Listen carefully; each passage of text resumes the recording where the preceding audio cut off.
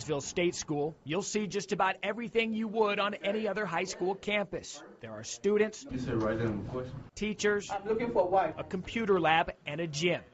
Except here, the students are convicted criminals. It's an incarceration facility for kids that have violated the law. Each day starts at a tiny dorm room they call home and continues marching from class to class, abiding by a strict schedule. In fact, the one thing that makes them feel like kids again is football. I'm just like the role model on campus, you know what I'm saying? Everybody want to play on the football team. Just to put on a Tornadoes uniform is a reward, not a right. You must have good behavior and good grades.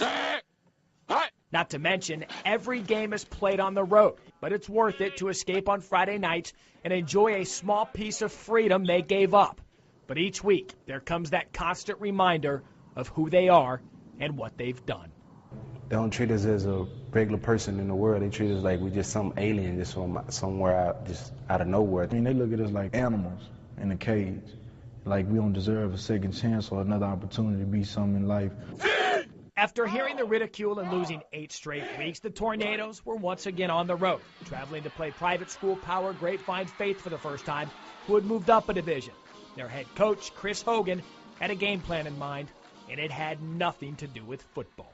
We were going to show them that in this country, if you make the right decisions, people will get on your side and support you, and it doesn't matter what your background is, you can make it. In a selfless suggestion, Coach Hogan sent out an email and requested his fans, his players, parents, do something so out of the ordinary in the football culture. He asked them to cheer for Gainesville State. These young men will not have any fans outside of the faculty from their own school. Their parents will not be there. I want some Lion fans to sit on the visitor side and cheer for the Gainesville team throughout the game. I thought, okay, this is cool that Chris wants us to do this leading up to it, but getting there that night, it was so easy to transition from being a fan for the Faith Lions to a fan for the Tornadoes. You know, the idea of giving and just being there to support those kids, those young men that have never had that before. So for the first time, the always on the road Tornadoes would feel as if they were at home. And as kickoff approached, it was obvious something was different. It looked like they thought they were at the wrong end of the field because they know they don't have any fans. And we was just looking. I just looked. I just kept doing my plays. I seen how they were split up, but I figured they just didn't have enough room on their side. I want y'all to line up in line. They're making a spirit line. I was like, say what, Coach? What you said, can you repeat that? And he said, they're making a spirit line for y'all to run through. I was like, that's what's up, sir. That's what's up. When it happened, it was dynamic. It was one of the most unbelievable things I'd ever seen.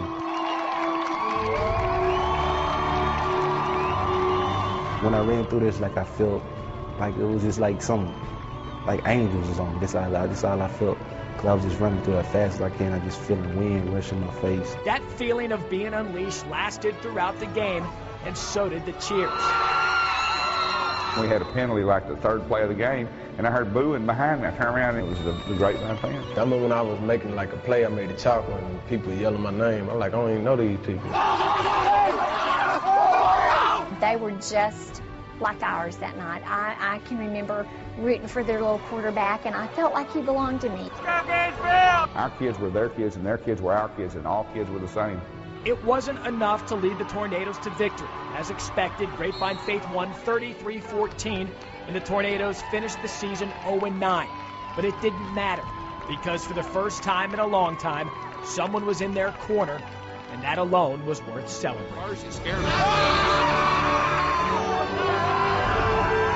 I was like, hey, y'all, let's go on and get close, man. I don't care if we lost or not, man, because I was feeling good. I feel like we was in the Super Bowl championship game or something. Like, we won that. I mean, winning, like, in our heart, spiritual-wise, I mean, we won. I've been in state championships of different kinds, and there's nothing was like this, nothing.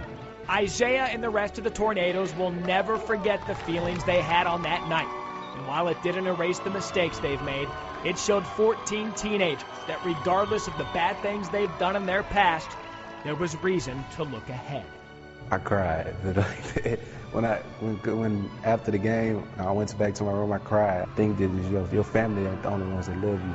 God ain't the only one love you. Other people love you too. This is what I was hoping and praying would happen. I hope that it gave them hope. I see the world in a different way now. I mean, I don't just see like I'm the victim no more. So much love because, you know, I came from a broken home family.